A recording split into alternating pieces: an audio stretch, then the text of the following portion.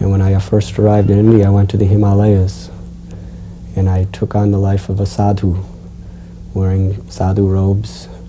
I had a little begging pot, and I was traveling through the jungles and the mountains of Himalayas, and meeting many great rishis, yogis, sages, living at their ashrams, learning from them. I was also living sometimes in caves with yogis in the jungles. Sometimes I was living in caves in seclusion myself, just practicing various meditations. I lived at Buddhist monasteries, studying Buddhism under Rinpoches and Lamas. And in this way I was traveling around India, looking for God realization. Each place, everyone wanted to initiate me, because to have a foreign disciple was very prestigious for yogis, gurus, lamas, rinpoches, and all of these other spiritual personalities. But I had felt in my heart that until I find a guru who I am convinced I will never leave for my whole life, I cannot accept initiation. So I was learning, and I was very favorable wherever I learned, and traveling. And at one point I came to Bombay. I went there in order to try to get a renewal on my visa. So one day I was walking down the street in Bombay, and I saw a big sign, and it said Hare Krishna Festival. And under it said at Cross Maidan. So I asked someone, where is this Cross Maidan? And they told me where. So I went, and there was a big pandal and many devotees. And they told me that their Guru Maharaj was going to be speaking that night. So I stayed there and talked with devotees. I was reading Prabhupada's books during the day. And then Srila Prabhupada and all the devotees went on the stage.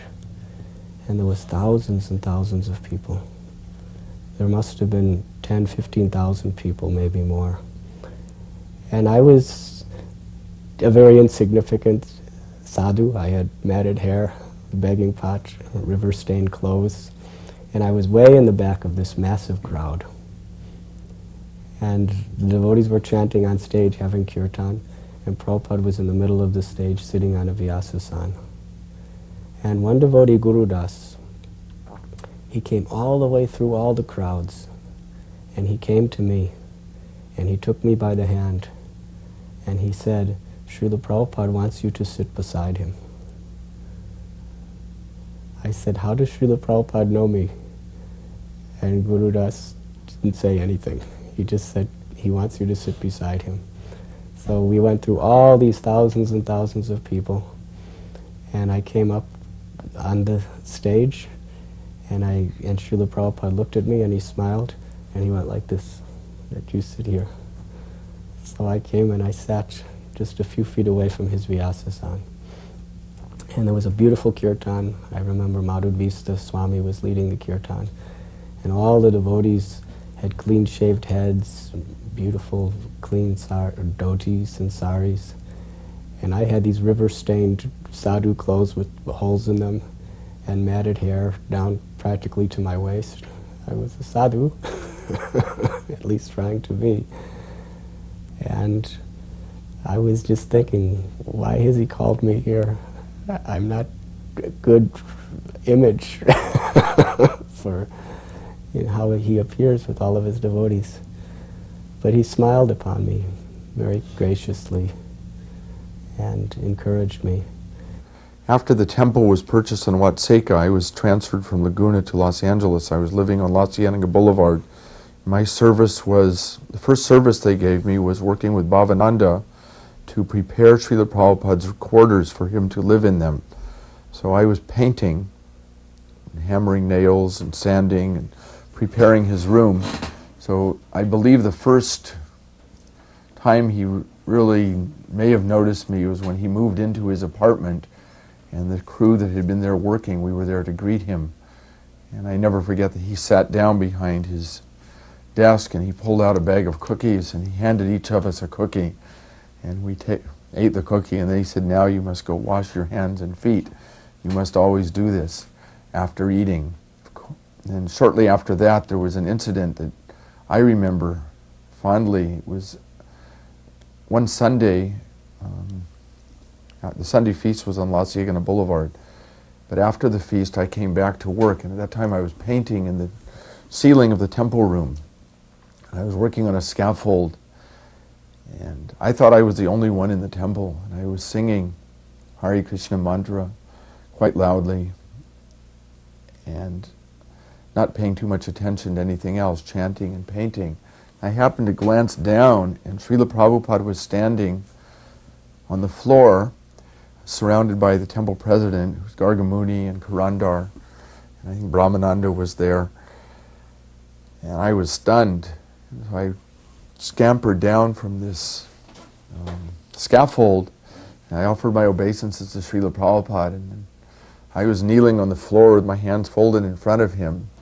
And he looked at me and he folded his hands and he said, "Thank you very much." And afterwards the devotees told me that when they had brought Srila Prabhupada over from the temple, and they told me that when they drove up they could hear me singing, and Srila Prabhupada had asked them to be quiet, and they listened to my chanting as they walked into the temple, and then they'd been listening as I'd been painting, and they were watching down below. So Srila Prabhupada appreciated the loud chanting. We wanted to start an incense business in Toronto, and Jagadish sent me down to LA to Jayatirtha to learn the incense business from him. And since I knew Prabhupada was going to be in Rath Yatra in San Francisco, just prior to that I asked if I could go a little early so I might be able to see him, because none of us had ever seen him. And so he said, all right. So I went to the Rath Yatra in San Francisco when they had the funeral home, and actually spent a whole day driving around with, who's that famous Rath Yatra devotee that died? Jayananda. We spent a whole day together driving around watching, we were collecting donations and things. So I got to hang out with him during Rath Yatra, for which he is the most famous, you know. And finally the day came when Prabhupada was coming in. We all went to the airport, and there was hundreds of us. And we were waiting anxiously, and the plane was late. And we were in the waiting room just at the doors where the people come off the plane. And it was interesting because there was a kind of a divider there. So you couldn't actually see the people walking up the hallway. You could just see them all coming out from either side. And we waited and waited, and I think the plane was 20 minutes late, so it just intensified our anxiety and anticipation. And, you know, many of us hadn't seen Prabhupada, and I was just wondering, you know, what's it going to be like when I finally see him, because I'd seen so many pictures. And the plane landed, and then everything built up. It became more intense, and we were chanting. And then all of a sudden, the first passengers started coming off, and of course they were shocked because they saw all these devotees there. It was like, oh my God, what's going on here? And the devotees that were closest to the divider were the ones that were going to see him first. And finally, after a certain number of people came off, you could just feel a wave as they saw Prabhupada coming, and they got excited, and it built up, and it kind of just like a wave through, and then Prabhupada came around the divider, and as soon as I saw him, tears poured from my eyes. I just flowed like a water faucet, and it was so unbelievable. It was so good. And then I just paid my obeisances, and I just cried. And I was just so happy. It was wonderful. And then he gave his lecture.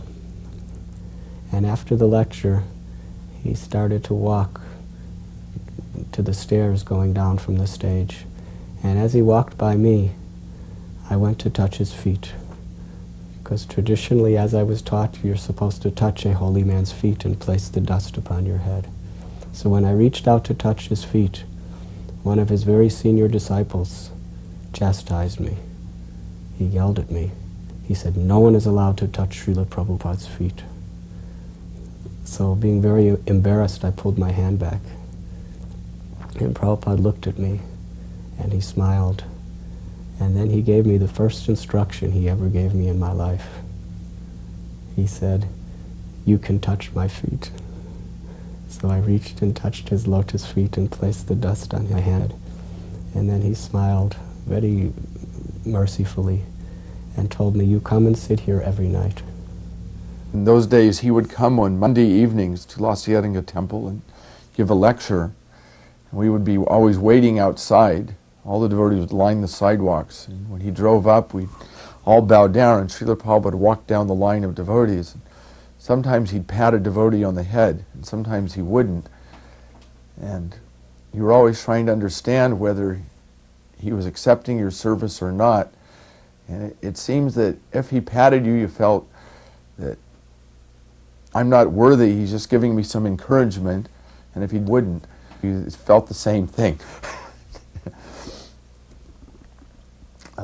There was another incident. Once we moved into the new temple on Watseka Avenue, and Srila Prabhupada was giving Sri Upanishad classes every day.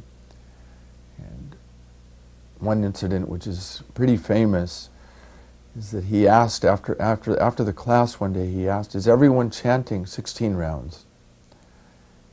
And I was pretty naive, and I raised my hand. I said, "Srila Prabhupada, I'm not chanting 16 rounds." And Srila Prabhupada looked at me. "Oh, why? Why you're not chanting 16 rounds?" "Srila Prabhupada, I'm working 20 hours a day, and the temple president doesn't give me sufficient time to chant." "Then sleep 2 hours. Chant 16 rounds." And you could hear the shudder in the devotees' hearts. Later I found that pretty much no one was chanting 16 rounds because it was the philosophy of the leaders that work was more important than chanting.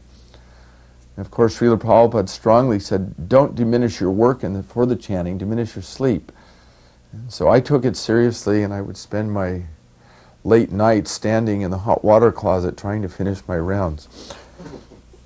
We had a temple president who was artificially austere, Dharmaraj, always making us eat little, just, to be austere. And we were always in anxiety and would always pig out at the feast. And like everyone else, we were addicted to halava. There was just something about halava that was irresistible. So we were going to Detroit, and we didn't eat very much that day, and he made this huge thing of halava, but he wouldn't let us eat any. So all the way down, all I was thinking about was halava. And it was right there, and I was trying to steal some, and eat it. And I was in total anxiety. I'm thinking, here I am going to see the spiritual master, a pure devotee, and I'm thinking of halava. So I was so ashamed of myself, but I was in anxiety. So finally we got there, and then they said, Prabhupada's going to stay in this devotee's parents' house. We need some volunteers to clean the house. Who wants to volunteer? And everybody's putting up their hand, and I thought, oh, well, put up your hand, you stupid idiot, don't be a sourpuss. So they picked me. Meanwhile, my service at the temple had been cleaning the bathroom. And I had a lot of realizations cleaning the bathroom. I just surrendered and I got into it, and I made it like a real, good service, and I just accepted it, that I was a toilet cleaner. So I would clean the bathroom very thoroughly, and I just became proud of being a toilet cleaner, and I thought about the Gita a lot. So I made a lot of spiritual advancement in the bathroom. And when I went to the house, they said, okay, we need somebody to clean the bathroom. I said, me. So I was in ecstasy cleaning the bathroom. I felt like I'd been trained for this. So when Prabhupada finally came, they had this huge plate of fruit and everything, and we sat down with Prabhupada, and he said, well, have some, and we're kind of picking at it. Like the Prabhupada said, never be shy in business or eating, prasadam. So we just ate, and I never forgot that. So I was never shy from that point on in business or prasadam. I had known already so many of the residents of Vrindavan, and they told me that Swami Bhaktivedanta is living at Sharaf Bhavan, one very wealthy man's house, with his disciples. So I went there to meet Srila Prabhupada. And when I arrived, it was the early morning, and Srila Prabhupada was giving Srimad Bhagavatam class. And I remember he was chanting Jai Radha Madhava. And as he was chanting, I was appreciating like I had never appreciated anything in my whole life. I was thinking that the gravity, the intensity of the devotion in which he was chanting Krishna's names, I had never seen anywhere. I had met so many of the greatest yogis, the greatest gurus of the Himalayas, many great Christian saints, Muslim saints. For 6 months I was traveling through Vrindavan, meeting all of the Babajis, so many of his god brothers, so many of the very famous Brijabasi saints. But I had never seen such a depth of love and compassion in Srila Prabhupada as he was chanting Radha Madhava. My heart completely transformed. And then he gave his lecture. And when he spoke, every question I ever had was answered in one lecture. He spoke in such a way that everything I had ever learned in every religion, I felt was included within his message, plus something far more that was sublime. And it was at that time, sitting at his feet in Vrindavan, that in my heart I accepted this is my spiritual master, and I must surrender my life to him. I distinctly remember my initiation, of course, because it was something you dream of and pray for and wait for innumerable lifetimes. But in particular, when Srila Prabhupada was there, and he said, "Bill Prabhu, come forward." He said, "Your name is Bhakta Das." Handed me my beads. And he said, "This name means that you are the servant of the devotees. The more you think of yourself as a servant, the more you will advance in spiritual life. The more you think you're becoming a master, the faster you will go to hell." So in that one sentence, he pretty much summarized the essence of Krishna consciousness philosophy. And over the years, I meditate on it over and over and over again, and have attempted to serve the devotees from whatever means I can, and I've found that it is, without any doubt, the mercy of the devotees that helps one to advance in spiritual life, much more than the mercy of Krishna. You know, our philosophy is that we get the mercy of Krishna is to get our guru, and the mercy of the guru, or the mercy of the devotees, is to get Krishna. And we oftentimes, of course, in the neophyte stage, Kanishta level of devotees, we worship the deity and we neglect the devotees. Or we give respect to the, quote, big devotees, swamis, gurus, but we neglect the ordinary devotees. And in this way, you know, I know I'm guilty of every variety of offense, but you know, I keep hearing these words of Srila Prabhupada again and again, echoing in my mind, become the servant of the devotees. And I finally concluded that the highest service is to serve the newest devotee, the youngest devotee, because he's taken the bold step to try to leave the material world. And if you help him, then you're really helping the Krishna consciousness movement. Because the people that are already mature in devotional service, of course, don't need so much help. Normally, probably in about 90% of the time, Prabhupada would give a name that had the first letter of your Western name. So I thought, being Ron, my name would be Ram or something like that. But instead, Prabhupada gave me the name Uttamasloka. And he said to me, "Your name is Uttamasloka, Krishna who is praised with transcendental songs." I had been a musician, and I had enjoyed some local notoriety, and wanted in the beginning to use my musical abilities to serve Krishna, writing songs and whatnot. And I always wanted to do something like that. And when Prabhupada gave me that name and said, "Krishna who is praised with transcendental songs," I just was in ecstasy. I thought it was wonderful, So, I thought that was very special. And then again, I got Gayatri at the same time, so Prabhupada spoke it into my ear personally.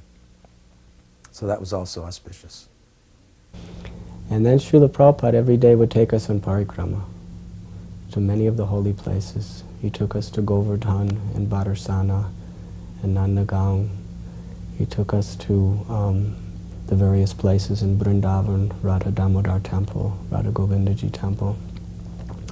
And I remember especially one day he took us to Mahavan, Gokul, and he took us to Brahmandagat. And Brahmandagat is the place where Krishna was accused of eating dirt, and then he opened his mouth and Mother Yashoda saw the universe. I remember Srila Prabhupada so animately telling that story right at the place. He was telling the stories wherever he would take us. And then he told us to take bath in the Jamuna. So all the devotees were inviting Prabhupada to also take bath in Jamuna. But Srila Prabhupada said, "Today I am very sick and I cannot take baths, but you all go and enjoy a nice bath in Jamuna." So all the devotees were in Jamuna and he was on the steps, quite high over the river. And he was just watching all the devotees enjoying the wonderful ambrosial waters of Jamuna. And he was just smiling, looking at us. And he became so ecstatic just to see all the devotees bathing that he very quickly got up and took off his clothes and put on gamsha and came down to take bath with us in Jamuna. And devotees were very ecstatic, very happy. Everyone was gathered around him, and devotees were even bathing him like an abhishek with Jamuna water.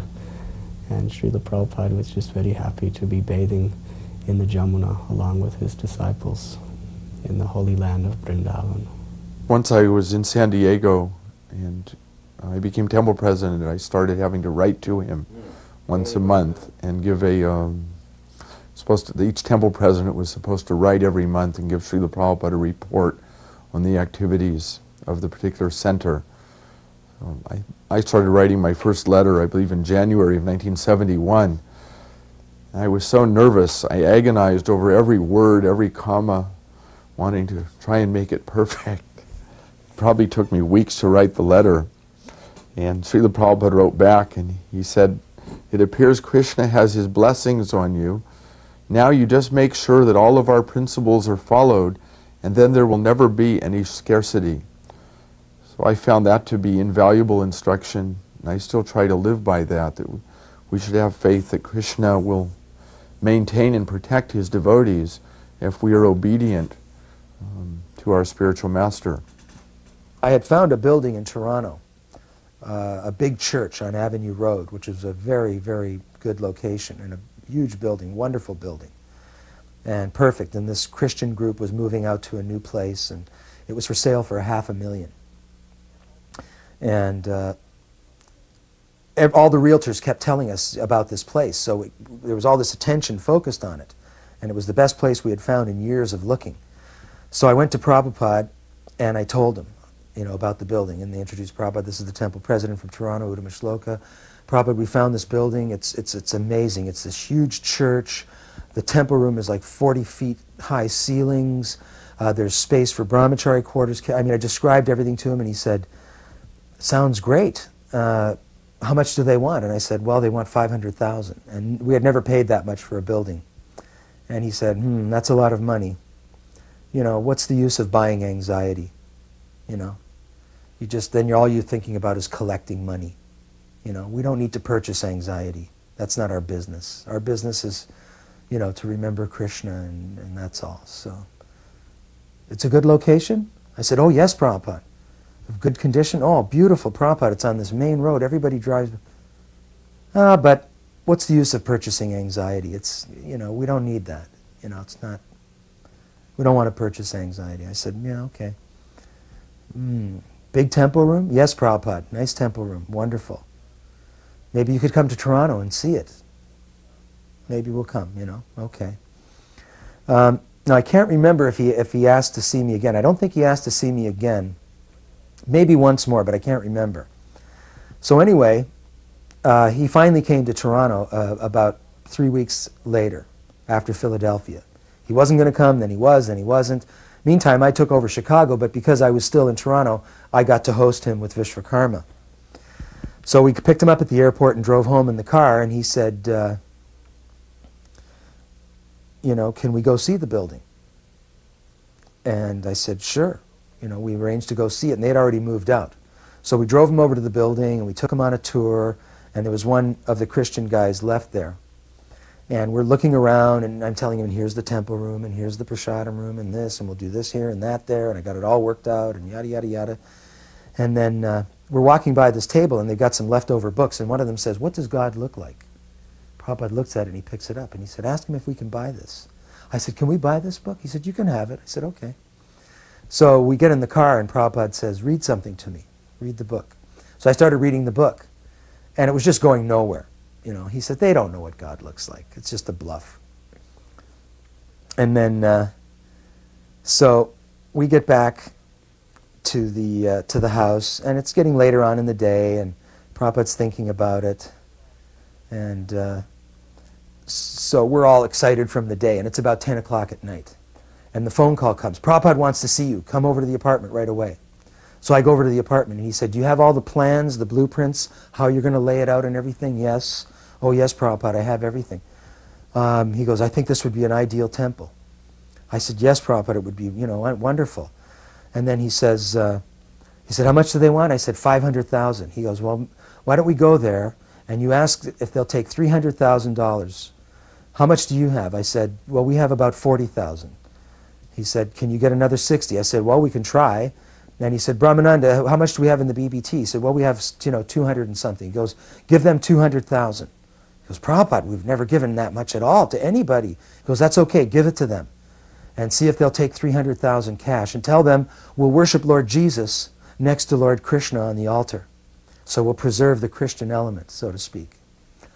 And he said, so do you think they'll do that? I said, well, we can only try. And I said, but he said, can you handle the payments on 300,000? I said, well, Prabhupada, that's an awful lot of money. I said, we don't want to purchase anxiety. He goes, no, there must be anxiety.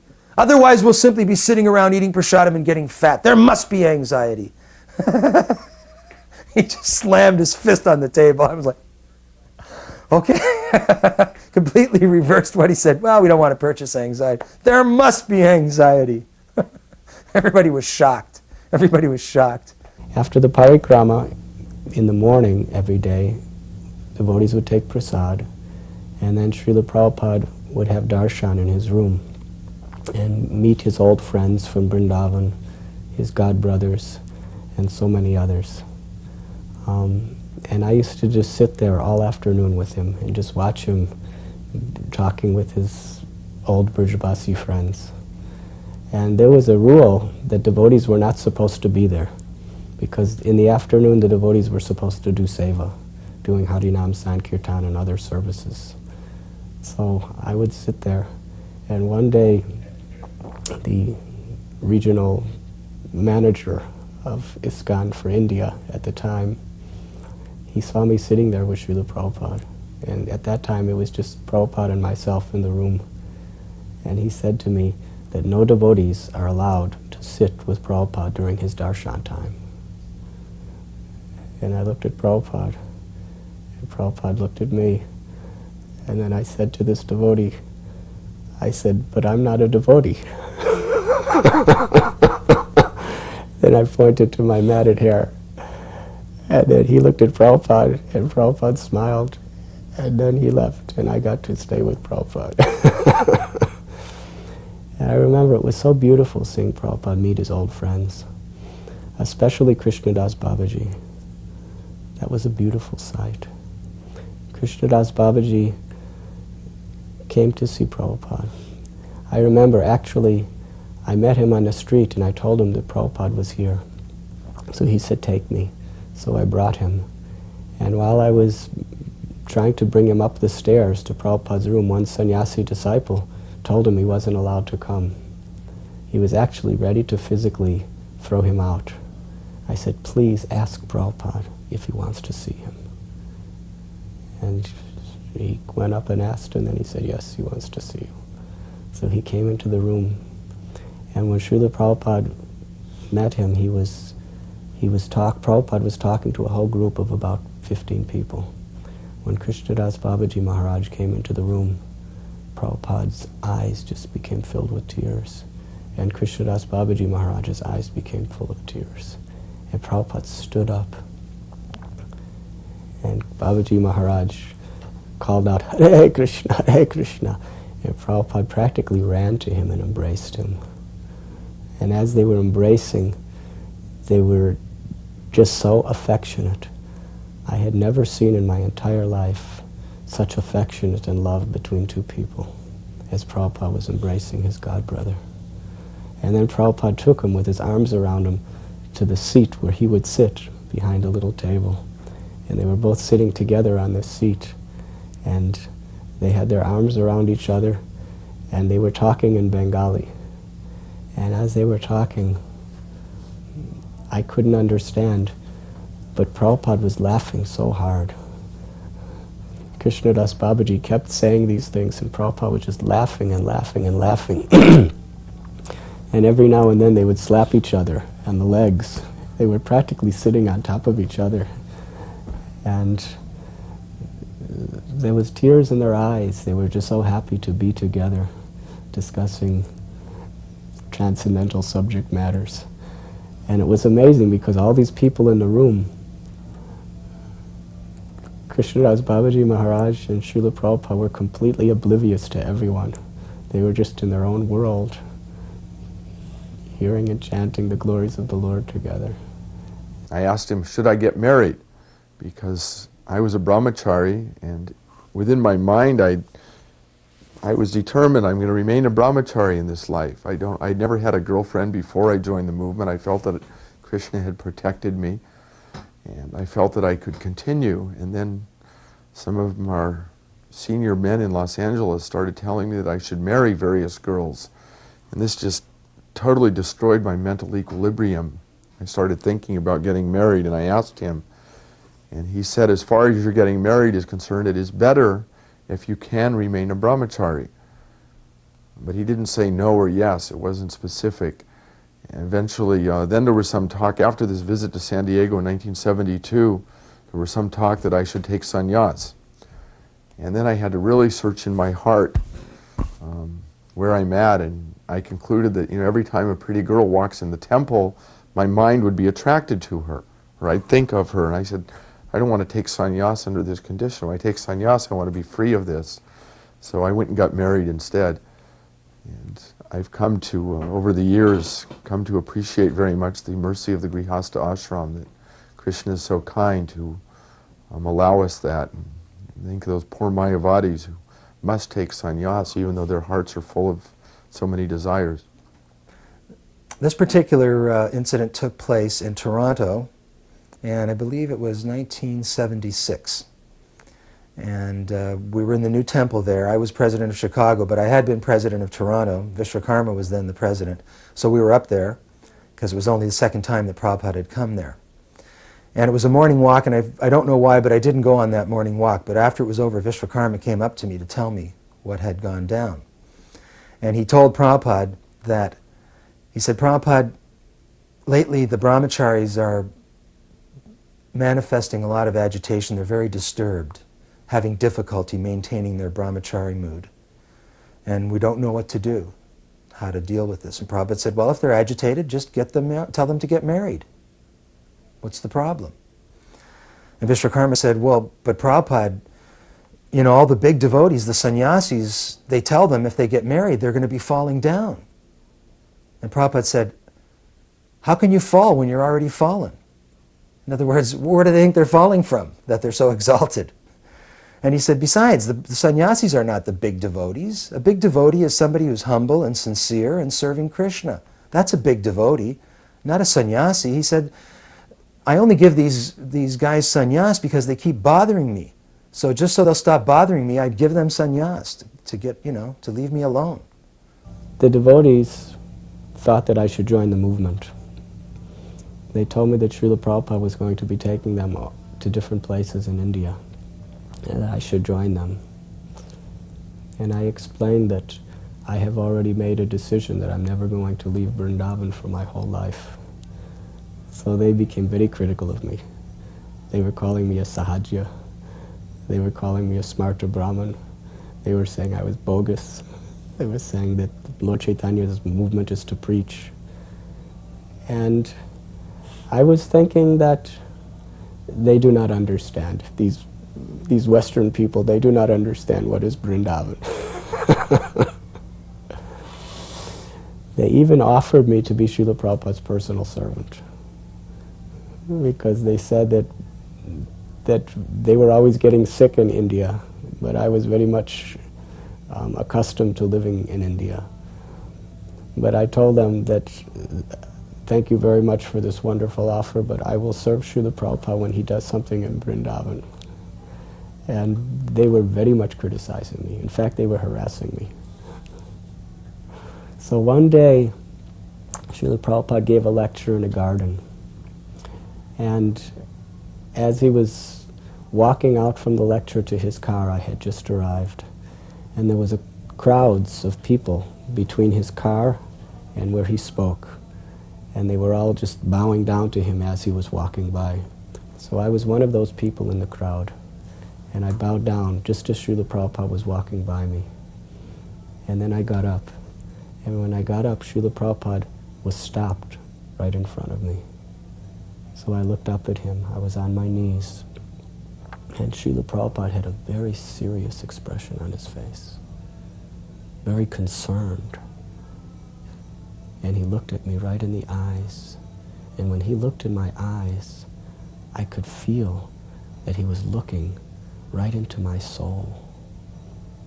I could actually feel my soul being touched by Srila Prabhupada's glance. I had never had a sensation like that in my entire life. And then Srila Prabhupada asked me, how long have you been living in Vrindavan?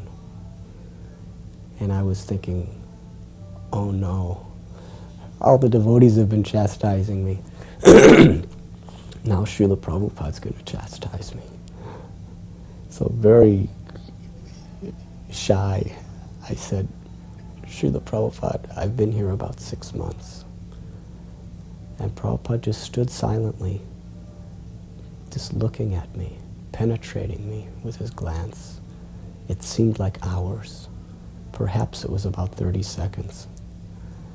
And then his face blossomed into the most beautiful, ecstatic smile. And he said to me, very nice. Vrindavan is the most wonderful place. And then he rubbed me on the head and he walked by. And I was thinking at that time that everyone was chastising me for being in Vrindavan. But Prabhupada knew just what I had to hear to become attached to him. At that time I knew I was wrong, and I was ready to go anywhere and do anything for him, because I felt such a love, such an understanding, such a depth of he was willing to say whatever was required to encourage me to become more attached to him and more attached to devotional service. One letter he wrote me, this is actually rather interesting. It was in middle of 1972, and at that time there was no plainclothes Sankirtan. Everything was straight out, saris, dhotis, tilak, here we're from Hare Krishna, please read a book about Krishna. But he wrote me a letter and he said, make sure that you sell books by preaching, not by cheating. So I was really taken aback by this. I said, well, what does he mean when he says cheating? What are we doing? Then I wrote and asked him, Srila Prabhupada, you mentioned sell books by preaching, not by cheating. What exactly do you mean? His reply was that if you act in consciousness that Krishna is the supreme proprietor, he is the only enjoyer, and he is the dearmost friend of all living beings, then you are never cheating. But if you act in any other consciousness, you are always cheating. So he didn't specifically address, the fact, oh, you're lying or something on Sankirtan to collect money to give out a book. But, the way I took it is Krishna's within us. And when we're on Sankirtan, we should be trying to please the super soul within us, who's within all the people we're selling the books to. Prabhupada said, he asked me if we were distributing the books. You're distributing the books? Is that going well? I said, yes, Prabhupada. We're distributing a lot of books. And I gave him the figures, and they were impressive. And he said, you're distributing the books, but are you reading them too? I said, oh, yes, Prabhupada. Every day we have 4 classes. And then he smiled at me, like this big smile. It was almost like a surprise. And he said, oh, thank you very much. And I just was washed with an incredible feeling of satisfaction that I had, pleased him. And it was true, because we would have Nectar of Devotion one day and then Nectar of Instruction the other day. We'd alternate and then do Bhagavatam. And then at night we'd have Krishna book, Chaitanya Charitamrita, and Bhagavad Gita. And I told him that, and he was very, very happy. And I just remember this big smile coming over his face. And he said, and the devotees, they're coming? And I said, well, not really. Maybe every 6 months a few people join. He said, that's all right. Manushanam sahasreshu kaschid yatati siddhaye. He said, out of thousands among men, maybe one is interested. And out of thousands of those, maybe one becomes a devotee. So that's all right. Don't worry about it. One day he was giving Srimad Bhagavatam class. And I remember he was saying that you are all distributing my books. But my question is, are you reading my books? He said, if you go up to someone and try to convince them to buy the books, what happens if that person asks you, do you read these books? What is it about? And you tell him, I don't read these books, I only sell these books. He said, how will you convince them? Unless you are convinced of the subject matter of these books by reading them carefully, how will you convince others to buy them? He was very strong, telling all the book distributors that they have to very carefully read his books. At one time I had the idea, let's try and sell the books through the bookstores. And I went and had a advertisement produced for radio for the Krishna book, and invested some Lakshmi in radio advertising, and placed the Krishna books in all the bookstores in San Diego County. And I wrote to Srila Prabhupada about that, and he wrote back, "This is very nice. Please let me know if this is successful, because if it's successful, we're prepared to spend millions and millions of dollars to advertise our books." And of course, I didn't have enough finances to do it the way it should have been done. But it was effective, at least in the fact that it put the books into all the stores, got them on display, and it had some, and of course some of them sold, but not enough in that time to justify the amount that we'd spent. But I think Srila Prabhupada liked the attempt to boldly do something. Someone told me, I heard this year that Srila Prabhupada once told them, he asked, "What is humility?" And Srila Prabhupada said, "Humility is to act boldly for Krishna." We get the idea that humility is to be very meek and quiet or submissive. But no, Prabhupada didn't say that. He said, be bold for Krishna. After Srila Prabhupada left, it was announced that in August he would be coming to New Vrindavan for a special Bhagavad Dharma discourse, where he would be speaking on a mountain and discussing Srimad Bhagavatam. And also, he was going to celebrate Janmashtami and Vyas Puja in New Vrindavan. So they were recruiting people to help to prepare. So I was thinking that I will go to New Vrindavan to help prepare for Srila Prabhupada's arrival, then I will go back to Vrindavan, India. So I went to New Vrindavan. And there was great, great enthusiasm to prepare everything for Prabhupada's coming. There was a house called Madhuban, and it was an old, beaten-up house, and they wanted to renovate it. So I was helping with the painting and renovations. The day before Srila Prabhupada was coming, actually it was at night, he was coming the next morning, they discovered that the toilet didn't work. So everyone wanted to take rest, and I was told to fix the toilet. I had never fixed a toilet in my life. I was just pushing things in the toilet. I don't know what I was doing, but I was just doing anything to try to get it to flush, because it wouldn't flush. Finally, I was up all night. Just when Srila Prabhupada was arriving, I pushed the lever and it flushed. And I was thinking, Prabhupada's going to be so happy. He has a toilet that will flush. So then Srila Prabhupada came to the Madhuban house. And he went in, and I was just feeling so proud that I have made his toilet so it flushes. And when it was time for Srila Prabhupada to go to the toilet, the devotees led him and said, "This is a very nice toilet, it works very nicely." And Prabhupada took his little lota and he went out into the field. And he responded to nature in the field.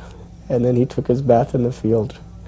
And he said that I enjoy responding to nature in the nice fresh breezes in the grass. So the whole time Srila Prabhupada was there, he went out to the field to respond to nature every time. He never used the toilet. So I got a lesson. Srila Prabhupada was teaching me a lesson of detachment. We should be willing to give anything and everything to please our Guru, but we cannot be attached to the results. There's a couple of incidents that I remember clearly. One was he had a lecture at the University of San Diego. It's a Catholic school. And most of the persons attending were priests, nuns, bishops. I think there was a cardinal there. All the lay teachers of the Catholic Diocese of Southern California. There was a big crowd. My father also came. And we'd put Srila Prabhupada's Vyasasana on top of a desk And we'd put a chair, and he climbed up the chair onto the desk, onto his Vyasa-san. It was in a sort of a big, lecture hall. And he began his lecture by quoting a Sanskrit sloka that I've never been able to find. And then he said, "This means you are what you eat. In this age, most people are eating hogs." I never forget, I was sitting on the floor at his feet, and I was, "Prabhupada, how can you say this?" I couldn't believe he would speak like this to this particular audience. I could understand if he was calling the hippies, drug addicts, or whatever hogs, but he was calling this highly so-called cultured, religious, scholarly audience. He just said, "You are all hogs." And I was totally dumbfounded. I looked at the faces of the other devotees. They were all dumbfounded too. Because if I had been speaking to this audience, it was the last thing I would have said. But of course, Srila Prabhupada, with having no ahamkara, on the absolute platform, he could say anything and get away with it, whereas they probably would have come up and stoned me if I had said the same thing. I never forget that. I don't remember the rest of the lecture, and I've looked for it over and over again, and I've never been able to find it. I don't think it's in the archives, or if it is, it hasn't been put in legible condition yet. On another occasion during the same visit, we had been invited to one Indian man's home, and Srila Prabhupada went, and we had some prasadam. We ate there. I don't know if it was prasadam, but then Srila Prabhupada and this gentleman, whose name was Dr. Duvari, began a philosophical discussion. Dr. Duvari was presenting every variety of Western philosophy, atheist philosophy, and so forth, and Srila Prabhupada was countering him. And the conversation began at 7:30 or 8 o'clock in the evening, and it went on and on and on. And it's finally about 11:30 at night, and it's still going on, and there were 3 or 4 of us sitting there. We didn't say a word the whole time. We were just sitting, watching Srila Prabhupada and listening. And finally, Srila Prabhupada became exasperated with this man, and he just said, "You're a fool. A mudha such as you I've never seen before. I've never met such a complete fool." And he started pounding him like this, because the man wouldn't submit. And then finally, Dr. Duvari laid down and put his head on Srila Prabhupada's feet, and he submitted. And since then, his entire family became Vaishnavas, and they became, I was just in San Diego, and their family and their family's family, they're still the biggest supporters of the San Diego temple. We drove Prabhupada to a little function at an Indian's house with the people from the Indian community and devotees, and we had a big kirtan when we got in, and Prabhupada was sitting on the couch and chanting, and I was playing mridanga, and my son was there. He was about, I guess, how old was he? 3 or 4, and he had a little wooden drum, but he was kind of standing, staring, gawking at Prabhupada. And Prabhupada went like this, He moved his hands like this, play the drum, play the drum. And so Radha Gopinath started playing. And we finished the kirtan, everybody stopped, and everybody thought Prabhupada would speak. But he looked over at Brahmananda and he said, "You speak." And so Brahmananda was shocked. He was like, "Oh, who wants to speak in front of the spiritual master?" It's just very unnerving. So he stood up and he stuttered and fumbled and said something, philosophical. And I'm thinking to myself, ha ha. It's a good thing I'm not a sannyasi, so Prabhupada can't get me, Otherwise I'd be in trouble or something, because he'll probably ask all of the sannyasis to speak. So Brahmananda sat down, and I look over at Prabhupada. He looks over at me and he goes, "Now you speak." I almost froze to death. I was in shock, and I just stood there. I sat there and I went, "Oh my God." And he goes, "Stand up." So I stood up, and I was in some kind of vacuum. I don't know what it was, and I just spoke. And I hope it was transcendental. Nobody laughed, which might not have been so good, because usually people laugh when I speak. But anyway, that was very shocking. So later on, we were having prasadam, and I said, "Prabhupada, do you mind if we chant bhajans while you eat?" He said, "No, not at all." I said, "Prabhupada, do you have any favorite melodies for Hare Krishna?" He said, "Oh, yes." I said, "Which one?" He said, "All of them." Srila Prabhupada every day was being brought on a palanquin to the top of a mountain where there was a beautiful pavilion that was made just for Srila Prabhupada's discourses. Devotees worked very hard to make it for Prabhupada, and there was a wonderful stage and wonderful Vyasa-san. And hundreds of devotees and guests came from all over America for this Bhagavad Dharma discourse. The first day he was brought up on a palanquin. The devotees spent weeks making this palanquin for Prabhupada. When it was time for him to get up, they couldn't find the palanquin.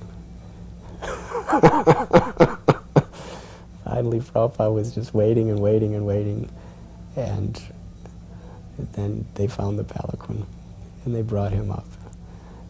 And afterward, Prabhupada, devotees worked so hard, and they had a whole procession of kirtan up this mountain, and it was so uncomfortable for him. So when he got to the top, he said, "Isn't there a car that can drive me up here?" So every day after that, they would drive him up by, Hayagriva would drive him with a Volkswagen.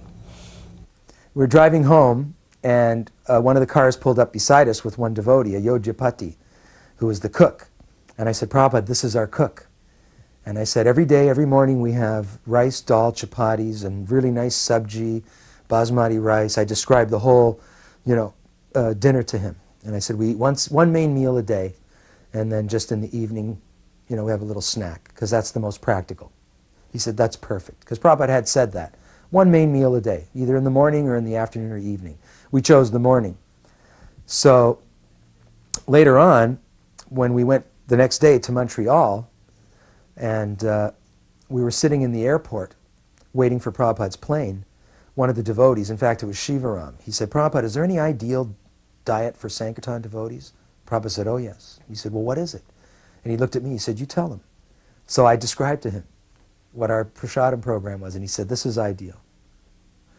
And prior to that, we were in the garden, because Prabhupada couldn't stay overnight, so he was just hanging out with the devotees. And he said, "Let's read from the Gita." So he had Jagadish read from the Gita, some verses from chapter 8, I think, about leaving your body, quitting your body at a certain time. And so Jagadish read some verses, and he said, "Well, speak, say something." I thought, here we go again. And so Jagadish spoke, and he said, "Now you read and you speak." And he gave me the book, and he made me read and speak again. So I had a chance to speak in front of Prabhupada again.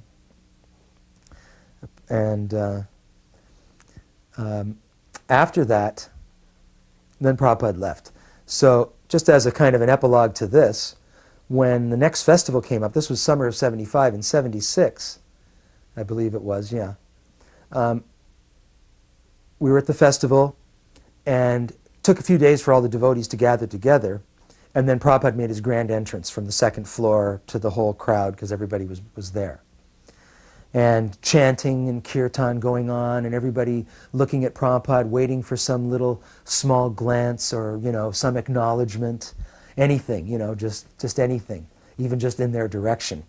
And Prabhupada was walking through the devotees, down the stairs, and down the pathway, and I was way down the end of the pathway, right at the walkway. And Prabhupada was walking down, and he looked at me, and he smiled, and he kept looking at me, and he kept smiling, and then he walked right over to me, and he stopped. Everybody was shocked, and he said, "So, everything's going all right in Toronto and Chicago?" I said, "Yes, Prabhupada, everything's going wonderful." "Good, that's good." And then he looked at Amarendra, and he said, "And is everything going good in Detroit?" He said, "Oh, Prabhupada, I'm Amarendra, I'm not Govardhan." He goes, "Oh, okay, I'm sorry." In 1970, this was during the preparations for the Rath Yatra, and I was working in Berkeley. Devotees were working in Berkeley cutting fruit for a huge fruit salad. And early morning, we didn't get much sleep, maybe an hour, hour and a half. We got up in the morning, we were doing a small morning program. And we were sitting in the temple room reciting the Guru Vastak prayers in English. And suddenly Srila Prabhupada came in the room. We had no idea that he was coming. It was spontaneous. He arrived at the temple and he sat down on his Vyasa-san. And he just said, "Continue doing what you're doing." So we're reciting, and we recited, the spiritual master is very satisfied when he sees the devotees eating Bhagavad Prasadam. And Srila Prabhupada, he said, "Yes, this is the best part." We die, Prabhupada. And then there was Janmashtami. And I remember Janmashtami night, Radha Vrindavan Chandra was being moved into a new temple in which the devotees had just built. And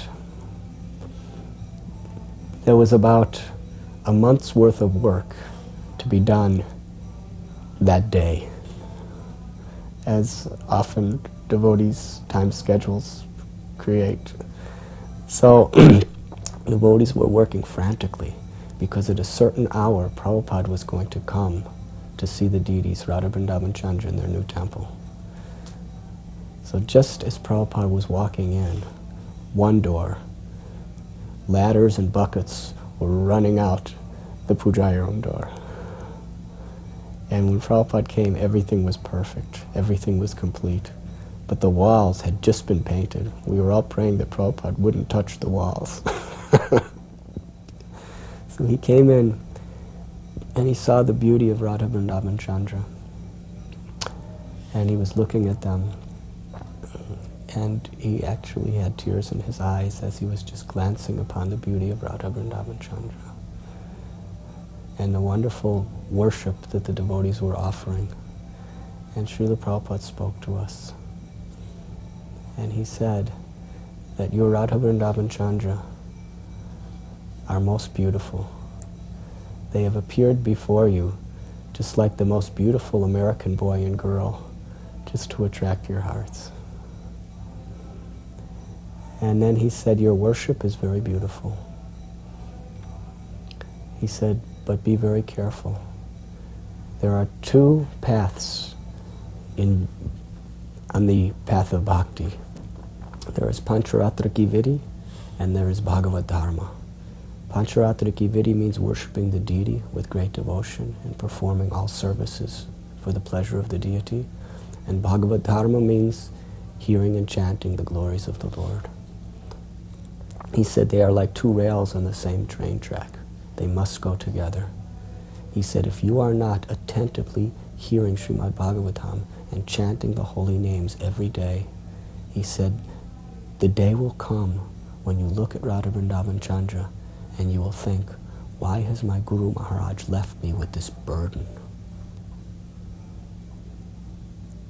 His words seared into our hearts. And I remember from that day on, the sadhana of the devotees at New Vrindavan was so incredibly strict. So strict. Devotees were getting up at 2 in the morning to chant their rounds. Everyone was there for Srimad Bhagavatam class. Prabhupada inspired that. Bon Maharaj, Prabhupada's godbrother, came to America, sponsored by Professor McDonald, John McDonnell, or something like that. He was a real nice professor, PhD in I guess, South Asian studies. He had gone to Mayapur and done his dissertation on Chaitanya Vaishnavism for his PhD, and taught at the Department of Religions in Toronto. Was very favorably disposed to us, and I became friends with him. And he sponsored Bon Maharaj coming over. And so we met Bon Maharaj at his house. We invited him to the temple. He came for a kirtan. He gave a lecture and spoke, with a certain degree of erudition and pretty articulate. And then we went, Professor McDonnell arranged for a meeting with what was known as an ecumenical council in Toronto, which was a collection of heads, certain leaders of different religious groups, the Jewish community, the Baptists, the Christians, the Catholics, the Seventh-day Adventists, and on and on. And he came, and he had written a translation and commentary on Bhakti Rasamrita Sindhu, the Nectar of Devotion. And so he gave a little talk, and it was very elevated. It was about, Radha and Krishna, and Radharani being the pleasure potency of Krishna. But he spoke in a language similar to Bhakti Siddhanta.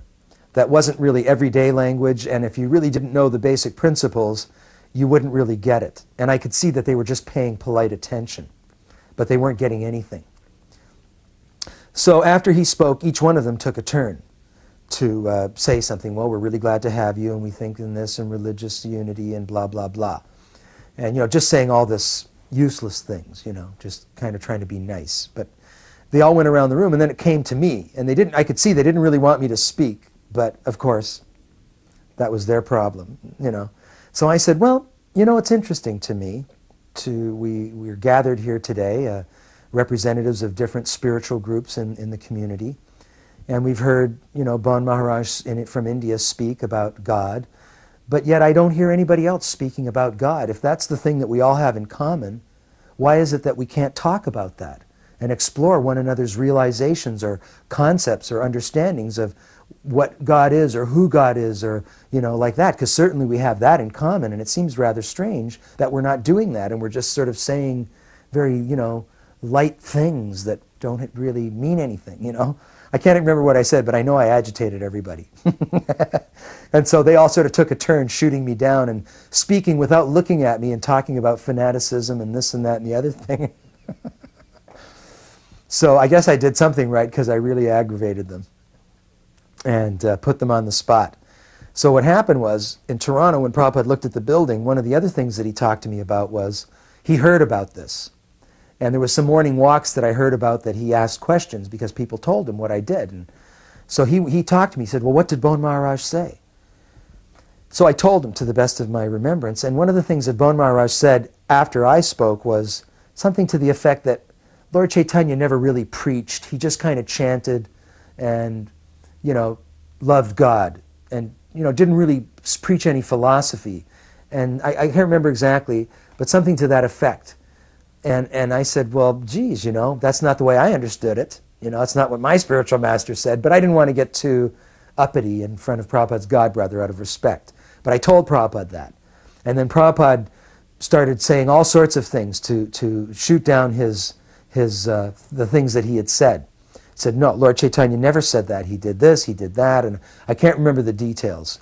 But he gave so many references to Chaitanya Charitamrita where Lord Chaitanya did preach and did, get very specific about philosophy and who Krishna was and how we should understand all of that and how that fits into our devotional realization and progress.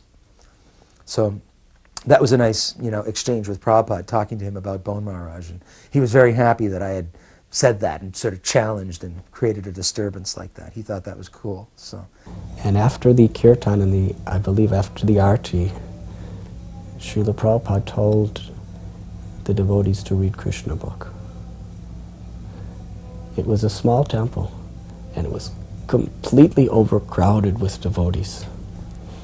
And I remember the deities were in the front, Prabhupada was in the back of the temple, and there was an aisleway between that was left open. And along the two sides of the aisle were the sannyasis. All the sannyasis of North America were there sitting, facing each other with their dandas in their hands. And behind them was just devotees crowded so tight. And the sannyasis started to read. By this time it was very late at night, and it was very hot, and you could hardly breathe in that temple. And Srila Prabhupada was sitting on his Vyasasan with his back erect, listening attentively to Krishna's Leela. And everyone in the temple room was so exhausted, we were falling asleep. Literally, people were falling down and being caught by each other. And I'll never forget the sight, because I was new within ISKCON at this time, that the sannyasis were all sitting, and they all kept falling asleep. And they were holding their dandas, and you would just see their dandas going like this. Dandas were going like this and up.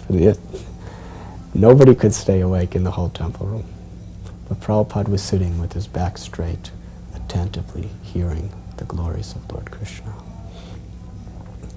And when the first chapter was ended, the devotee read, "Thus ends the first chapter of Krishna book, entitled, I think, The Advent of Lord Krishna." And everyone, when they heard that the chapter ended, they were so happy, they chanted, "Jai Srila Prabhupada!" Not because of the book, but because it was over. And Srila Prabhupada sat with complete gravity and said, "Next chapter." And then they started reading the next chapter. And the devotees, the sannyasis were falling asleep, the devotees, everyone was just struggling and straining. Plus we fasted all day. Besides being tired, we were very hungry. It was way after midnight by this time. And the second chapter, I think it's the prayers of the demigods in the womb. It was a long, long chapter. And it seemed like hours and hours. And then the devotee read, "Thus ends the second chapter of Krishna book, entitled The Prayers by the Demigods to Krishna in the Womb." And everyone was so happy that it was over, thinking in terms of prasad and sleep. They chanted, "Jai Prabhupada!" And Prabhupada was sitting. Next chapter. He started reading the next chapter. And when I was watching him, I was thinking of Maharaj Parikshit. How Maharaj Parikshit was sitting for 7 days and 7 nights, rapt attention, just hearing the glories of the Lord, tasting the sweetness of the ambrosia. And it says in Srimad Bhagavatam that this is really the sign of a great soul, as he has such a taste to hear Krishna's glories. And I was watching all of us. We were struggling and straining, falling asleep, falling down, praying that the reading would end. And Prabhupada was sitting there, completely immersed in the ecstasy of hearing Krishna's Leela. And then the next chapter ended. And by that time, the devotees hardly were able to even say, "Jai Prabhupada." And then Srila Prabhupada looked at all of us. We were pathetic. And he just smiled. He was still sitting erect, completely immersed in Krishna's Leela. And he said to us that, "I think that you are all very tired and hungry, so we will end here." And then everybody, as loud as you could imagine, chanted, "Jai Prabhupada!" And Srila Prabhupada was very happy just to see all of us together at New Vrindavan. This is in 1972, just at the time Srila Prabhupada came to the San Diego temple. There was one devotee in San Francisco. I think his name was Devarshi. And he'd become a little bit famous as a very expert seller of Back to Godhead magazines. But somehow or other he had had a minor fall down, I think a sexual liaison of some sort. And the temple president in San Francisco had kicked him out of the temple because of this. And he was sort of lost. And he was wandering around, and the San Francisco temple president was calling on, "Don't let this Devarshi in, he's a rogue, he had sex." And he called me, but then Devarshi shows up on the front door of the San Diego temple. And I had a hard time keeping anyone out. Srila Prabhupada was there. Devarshi's sitting on the front lawn, wanting to come in. I said, "Why don't you come see Srila Prabhupada?"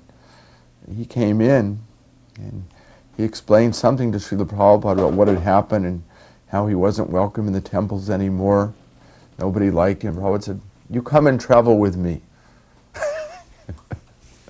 So this is the example of his compassion.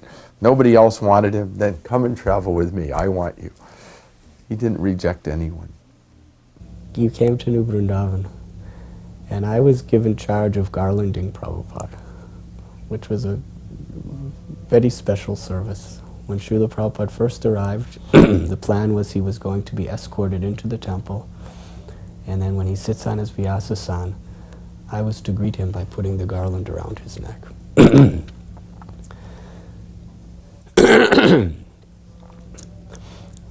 So because of that, I got to be right there when Prabhupada came out of his car. It was a Lincoln Continental, and I had a tray with Prabhupada's garland on it. And everybody was pushing to be with Prabhupada, but because I had his garland, I was allowed to walk right behind him, immediately almost to the side and behind him. So I walked into the temple, and Srila Prabhupada bowed down before Radha Vrindavan Chandra. And with great, great emotion, he just stared at the deities for about a minute or two. And then he went back and sat on the Vyasasana. And by that time, all the devotees were crowded in the temple room, and the kirtan was going on. And I had the garland, and I approached Srila Prabhupada. And Srila Prabhupada looked at me, and he smiled. And then he bent his head down for me to put the garland on him. But I felt so shy that I didn't put the garland on him. So Prabhupada was looking at me like this, like, "Put it." And I was just standing there. And Prabhupada was saying, he didn't say anything, but with his eyes, he says so many things. So one of my sannyasi godbrothers were standing next to me. At that time I was a brahmachari. So I gave the garland to this godbrother of mine, and the godbrother put the garland on Srila Prabhupada. Srila Prabhupada didn't even look at my godbrother. He was just looking at me. And he was so pleased. He nodded his head like, yes, this is correct. You have understood. He didn't say anything, but through his gesture and through his eyes, he spoke in such a way that I could understand. He was saying, yes, to be the servant of my servant is the best way to please me. And that was one of the most wonderful instructions Srila Prabhupada ever gave me. And I'm, with my life and soul, endeavoring to try to follow that instruction. So we were in Toronto the next year. Prabhupada came back again. We had the building this time. So he came back to the new temple. And I was president of Chicago, and Madhavananda had taken over from Govardhan in Detroit. And at one point Prabhupada said there was some discussion about Detroit and the Indian community wasn't happy or whatever. And he said, well, you know, what, can't Govardhan? Oh, well, Govardhan isn't president anymore. Who is? Oh, you know, Madhavananda's president. Well, why is he president? Well, Govardhan was having trouble. He wasn't chanting his rounds. Well, how do you know he wasn't chanting his rounds? Well, Prabhupada, he said he wasn't. Well, at least he's honest enough to admit it. You say you are. How do I know you are? Maybe you're lying. At least but Prabhupada, he wasn't coming to the morning program. Well, you have to encourage him. Put him back as president. He did so much good work there. You know, he should be temple president. So Govardhan got reinstated as temple president. Well, this, of course, Sri Govinda, I had taken over from him, and he was absolutely livid that he got replaced as temple president. It was absolutely justifiable, you know. But anyway, we won't get into that. But and ironically, I had taken over Montreal from Sri Pati, and I took over Chicago from Sri Govinda. And when I was there, it was such a disaster. I said to Jagadish, you got to send me somebody to help me out. I need a couple of right-hand soldiers. So he said, all right, I'll send some people to help you. He sent Sri Pati and Sri Govinda. I said, oh, gee, thanks. So somehow or another, I managed to, to use an appropriate amount of diplomacy. Sri Pati was fine. We were best of friends. But Sri Govinda, it was very difficult for him to accept me. But it was very easy for everybody else to not accept him. So he wrote this big thing, I don't know, I heard it was 10 pages or 20 pages of why he should be temple president of Chicago and I shouldn't. And he tried like everything to meet Prabhupada here and there to present it to him in hopes that, like Govardhan, he would be reinstated. So finally, I guess it was in New York, I heard that he got a chance to go to Prabhupada and say, Prabhupada, I've written this thing, I want you to read it, I should be president of Chicago, and I think it's a good thing. And Prabhupada said, oh, change is good. Sometimes change is good. Let's leave things the way they are. I remember one of my godbrothers, I believe it was Advaitacharya. He was asking Prabhupada about Siddhadeha. And in the middle of the sentence, as soon as he said the word Siddhadeha, Prabhupada cut him off. He said, what is this nonsense talking Siddhadeha? You are filled with so many bad qualities. He said, don't talk about Siddhadeha. And he explained, first you purify yourself through chanting Harinam. First you purify yourself by following the regulative principles. First you purify yourself by practicing the basic principles of Krishna consciousness. Until you're purified, don't talk about Siddhadeha. He was very strong, like a lion. Another devotee was talking about what if after taking initiation you fall down. Srila Prabhupada, again like a lion, he said, what is this fall down? There is no question of fall down. You have taken a vow in front of your spiritual master, in front of the deities, in front of the sacred fire, in front of the assembly of Vaishnavas. You have made your promise. How can you break your promise? No gentleman will break such a promise. There is no question of falling down. Another devotee named Janardhan, he asked Srila Prabhupada that sometimes people say that I don't need a guru, because Krishna speaks to me within my heart. God speaks to me within the heart. What do we say to such a person? Prabhupada became very grave and very, very much heavy. He said, "You don't know how to answer this question? You don't read my books? Why, you rascal, why you cannot answer this question?" And he started chastising Janardhan severely. And then he explained the answer. That Krishna says in Bhagavad Gita, "Tesham satata yuktanam bhajatam priti puravakam, dadami buddhi yogam tam yena mam upayantate." That only one who worships Krishna with complete devotion and does not fall down in any circumstance, only to such a person does Krishna speak within, constantly serving me with love. He said, why don't you answer this? Why you don't know this verse? And he just went on and on and on, chastising Janardhan. And he was so heavy that everybody was like paralyzed. They just couldn't cope with Prabhupada's anger. And one devotee named Kula Shekhar, he asked Prabhupada a simple question to try to change the subject. And after he asked the question, Prabhupada just went back to Janardhan and continued to chastise him. He said, "You are a rascal." He said, you have simply come to give me disturbance." In this way, Srila Prabhupada really seriously stressed to all of us how we should learn his books and be able to preach according to his books. That he had given so much of his life and his energy to write these books for us. That he speaks through his books. We don't have to ask him all these things personally. That was the lesson that I believe he was trying to teach us on that day. Of course, during that time, we would walk with Srila Prabhupada, not often, because there was a number of devotees wanting to walk with him, but once every 10 days or once every 2 weeks, you'd get to go on the morning walk. And I don't have great recollection of the conversations. I remember that at one time he was indicating that the day will come when the Krishna consciousness movement will be so powerful that if someone doesn't chant, we will shoot them.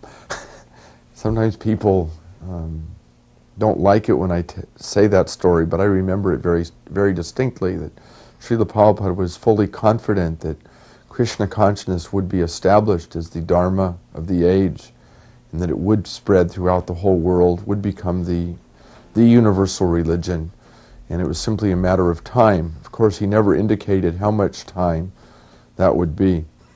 We always, the Christians have been saying Jesus is going to come again every year for the last 2,000 years, so I think we're also thinking that, in the next 10 years the world's going to end, and by magic Krishna consciousness is going to spread.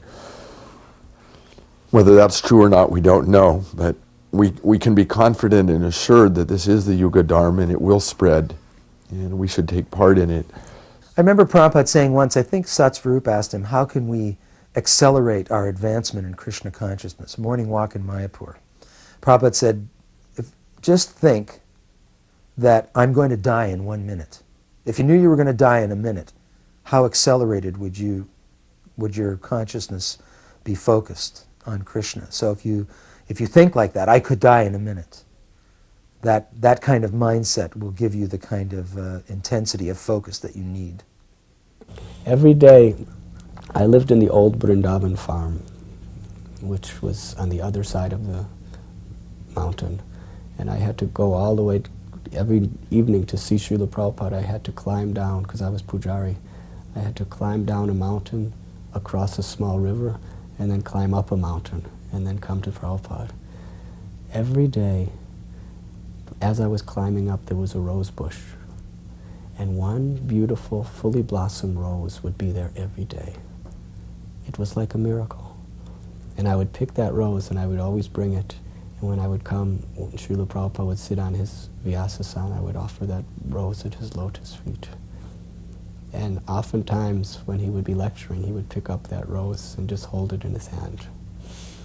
And I remember one day, he was holding that rose I offered him, and he was smelling it, and he was looking at it, and he gave an example.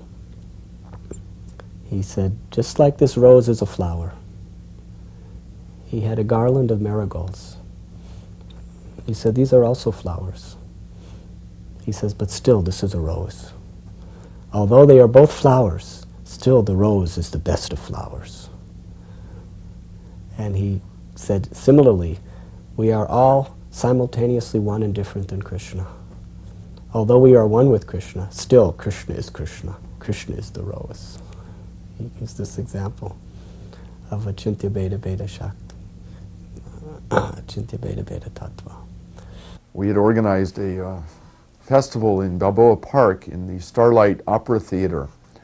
I think it was on July 1st, 1970. We tried to advertise and promote it, but unfortunately not a lot of people came. But still there was a reasonable crowd. And Srila Prabhupada was sitting on the stage on his Vyasa-san, and he started to lecture about Lord Chaitanya. And as his lecture began, some drunk hippie in the audience started screaming, "We want sex! We love sex! Sex! Sex! We want sex!" And Srila Prabhupada leaned over, he said, "What is he saying?" I said, "Srila Prabhupada, he says he wants sex." So Srila Prabhupada stopped his lecture and he changed and he spoke about sex and the real purpose of sex and spiritual sex and so forth. And that was quite amazing. That lecture is recorded, it is in the archives, and you can hear that.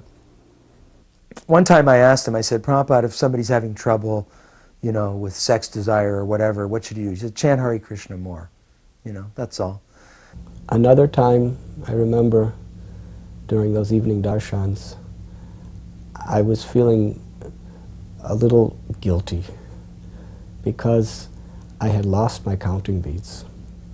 And I was chanting my 16 rounds. And in New Vrindavan in those days, it was not easy to get counting beads or anything. So I was chanting my 16 rounds, but on that particular day, the only day I can ever remember in my life at that point, that I wasn't sure whether I finished my rounds or not. So as I was sitting just a few feet from Srila Prabhupada's Vyasa-san, the thought came to my mind that I'm not sure whether I finished my rounds today. Just when I thought that, Srila Prabhupada looked right at me. He just stared at me very sincerely. Because during the darshan, when he wasn't talking to people, he'd be chanting japa. He looked at me and he held up his bead bag and he took one of his counting beads and very meticulously and slowly and deliberately he pulled it down like this and then went like, and he was looking at me right at that time, and I was thinking, Srila Prabhupada wants me to get counting beads. Srila Prabhupada wants to make absolutely sure that there can be no compromise, that we properly chant our 16 rounds every day. I remember Prabhupada saying in L.A. before I was initiated, he was referring to the verse in the Gita, Rasoham Mapsukonteya, I am the taste in water. And he said, even a wino or a drunk man, if he drinks his wine and he thinks that Krishna's the taste in that, he can make some advancement by that consciousness. That consciousness will be purifying to him. Not the drinking of the wine, of course, but if he has that consciousness, that will be something progressive, and he can, he should think like that even. One evening, devotees assembled for the night darshan, and it was very cold and it was raining that night. And Srila Prabhupada's secretary, who was then Pushta Krishna Maharaj, he came out and he told us that Srila Prabhupada will not be giving darshan tonight. We were all gathered at the front door of the house. And we were very sad that we wouldn't be able to have Srila Prabhupada's most precious association that night. So we all started walking away. And somehow Prabhupada, through another window in the house, saw how despondent we were when we were walking away. So he told Pushta Krishna that called him in, because usually he was outside. So he called us and said, Srila Prabhupada wants you to come in, he'll give you darshan. So we all came into this living room, we were all crowded in, and we were sitting down, and then Srila Prabhupada came out, and he was very, very ill that night. He just sat with his hand in his head like this, and he asked Pradyumna to read from Srimad Bhagavatam, 12th canto, about the symptoms of Kali Yuga. And it was announced that he would not speak that night. We would just be able to sit with him and hear Srimad Bhagavatam. So Pradyumna started to read some of the symptoms of Kali Yuga. And Prabhupada was sitting. And I remember he became so enlivened to hear Vedavyasa's descriptions of what will come in Kali Yuga that every time he read a symptom, Srila Prabhupada, he just all of a sudden became free of all of his sickness and dynamic and full of joy. He began to explain. Like I remember he said, people will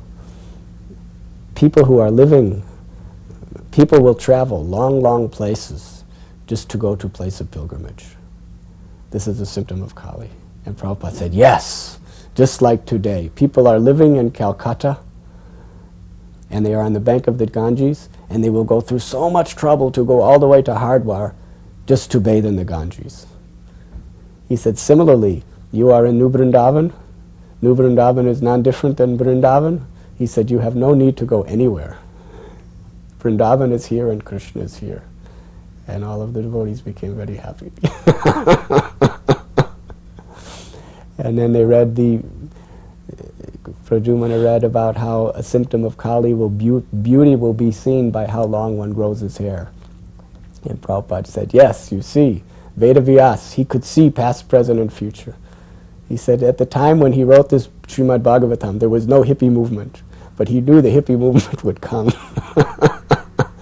And then he began to explain how Srimad Bhagavatam was the perfect scripture, because it was written by Vedavyas, who had perfect realization and who had perfect vision of past, present, and future, and perfect vision of Krishna. So in this way, what originally appeared to be a very despondent night of just going away without Prabhupada became the most wonderful of all the darshans. There was a nice incident. The next day, Mr. Joshi, who was a Punjabi magistrate, retired, lived in the Berkeley area, across the San Francisco Bay, had invited Srila Prabhupada to come for lunch.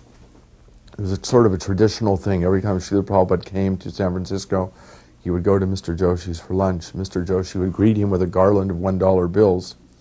We'd all criticize Mr. Joshi, why you're not giving $100 bills.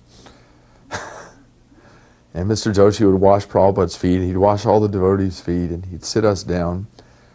But at the time, my body was feeling wiped out. I'd been working hard for this Rath Yatra for a number of weeks, and it seemed like after every festival the body would collapse.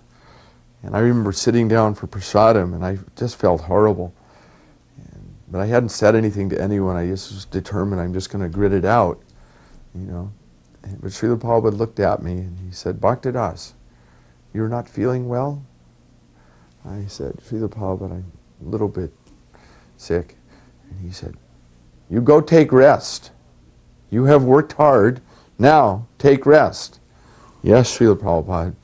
Paid my obeisances, and I walked into a bedroom in the back and laid down and passed out.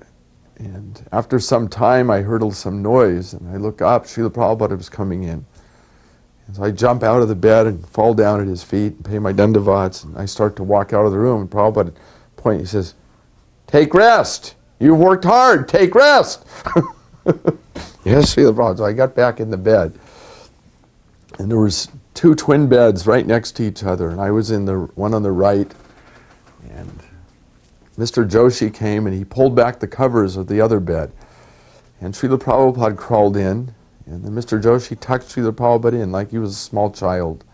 It was very sweet. And so, I mean, the two beds were maybe 18 inches apart or less. And my head was here and Prabhupada's head was there. And we took a nap. And of course, for me, it wasn't an ordinary nap. It was a Goloka nap, Yoga Nidra nap. Very extraordinary. But I think it can show us how much compassion, how much sensitive, how much caring Srila Prabhupada was for the devotees, and how he didn't carry an air that, hey, I'm the guru and you're a nobody, you go get out there on the floor and I'm taking the bed. He was actually equal to everyone. Of course, I saw him, he's God to me, but the kindness is what was overwhelming. And always when I think of Srila Prabhupada, every time he ever saw me, the first thing he would say is, Bhakta Dasa, are you happy? He's always concerned, are you happy? And of course, I was always happy when I was with Srila Prabhupada. Sometimes before I went to see him, I was, but always when you'd see him, everything disappeared. All problems evaporated. There weren't any problems in his presence. Toward the beginning of his visit, the weather became quite cold and rainy. And Srila Prabhupada decided he should leave New Vrindavan because it wasn't very suitable to his health. So his secretary told that Srila Prabhupada's going to be cutting his trip here short because the weather here does not agree with him. At that time, Kirtanananda Swami became very sad, and he told Srila Prabhupada that if this place is not suitable for you to live happily, then we will just leave this place and sell it and start New Vrindavan somewhere else. And I'll never forget Srila Prabhupada's reply. He said, no. He said, because you are protecting Krishna's cows here, your mission is perfect. It is a success. And then he said, I will stay until the end of my scheduled visit. I guarded Prabhupada's room in Portland, Oregon. He was there for a few days. And I asked his servant, what do you do with Prabhupada's bead bags? He goes, well, I give them away. I said, well, can I have one? And he said, sure. And he sent me one in Montreal. And I still have that bead bag, and I kept the beads that Prabhupada chanted on at my initiation. They're in there, and they're on my little Prabhupada altar. But during that Portland stay, we went to some kind of a New Age meeting where Prabhupada spoke. And when he was speaking, there was a lady in the audience who had a little child, and the child was crying. And Prabhupada said, could you please take the child out? And the lady said, oh, is the child disturbing you? Prabhupada said, no, the child's not disturbing me, it's disturbing you and everyone else. One night, when it was cold and raining, he was having a small darshan in his own little private bedroom or recording room where he would do his translations. And only about 15 devotees could fit. Now, I had a picture. I was the pujari of the Brahmachari's temple. It was Radha Vrindavanath's temple.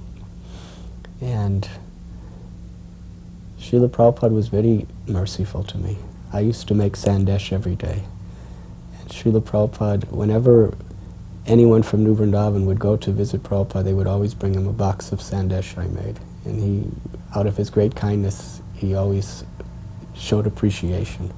And when he came to New Vrindavan, he told me that he wanted me to make sandesh for him for every meal, 3 times a day.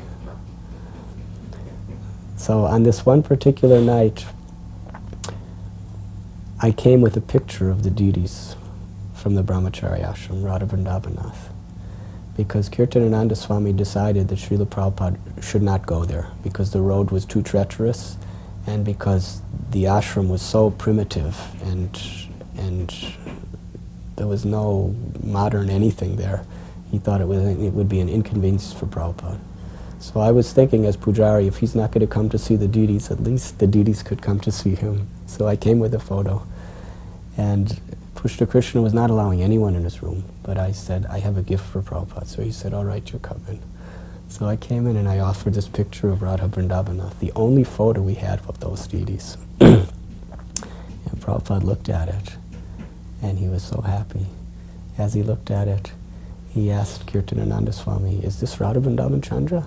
He said, no, this is Radha Vrindavanath, and this is the boy who always makes sandesh for you. And,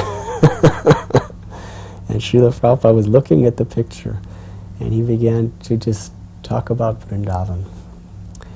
And then he said, you will take me there? And Kirtanananda Swami said, no, Prabhupada, the road is very bad. It is very difficult to get up there. And Prabhupada said, you have pickup, jeep? We will go. I want to go.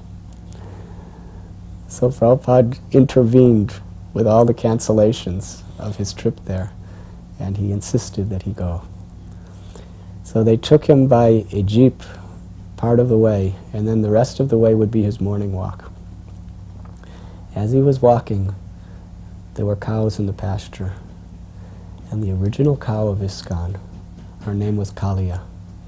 She was a very small black Jersey. At that time she was very old. When she saw Srila Prabhupada, she ran to him. This is the first cow of our movement, and Prabhupada personally named her Kalia. 8 years later, he had never seen her since 1968 when he first came to New Vrindavan. When the cow came running up, one devotee said, Prabhupada, this is a very special cow. And Prabhupada said, yes, I know, this is Kalia. And Kalia walked beside Prabhupada for the morning walk.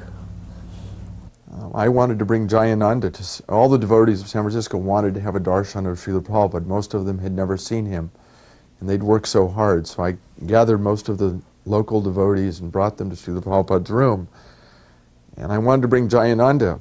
Jayananda kept saying, I'm too busy, I don't have time, I have to work. And I grabbed him, I said, you're coming, you're going to go see your spiritual master, and I threw him in the car and drove him over.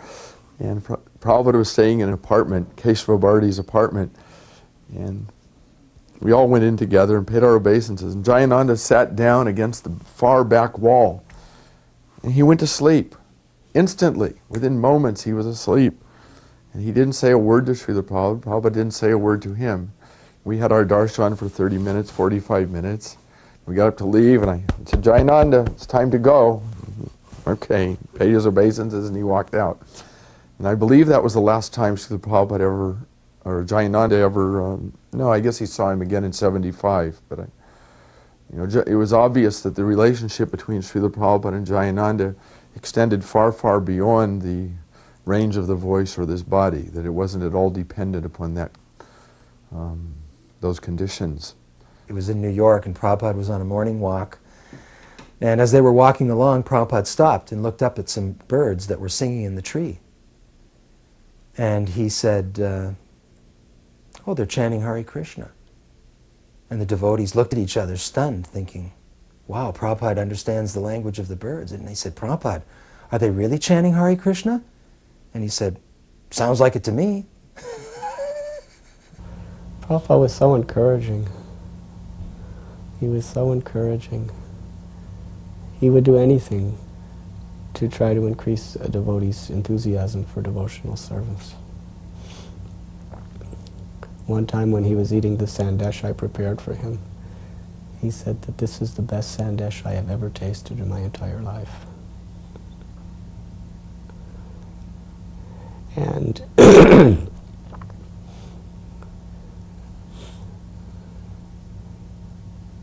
somebody from some other place brought him sandesh another occasion, and he ate it. And the person who brought it said, do you like this sandesh? He said, it is very good, but it is not as good as Radhanath's. So in this way he would say whatever it took to enliven us and invoke a desire to serve him and serve Krishna. Another time, one devotee named Taru made sweet rice, and Prabhupada tasted the sweet rice at New Vrindavan, and he said that I have not tasted sweet rice so good in 40 years.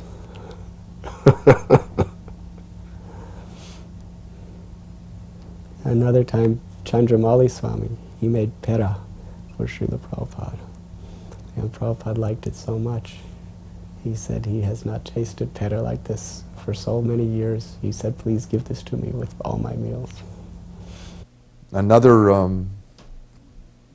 letter that wasn't to me, but that he wrote to Ramaswar at the end of one Christmas marathon.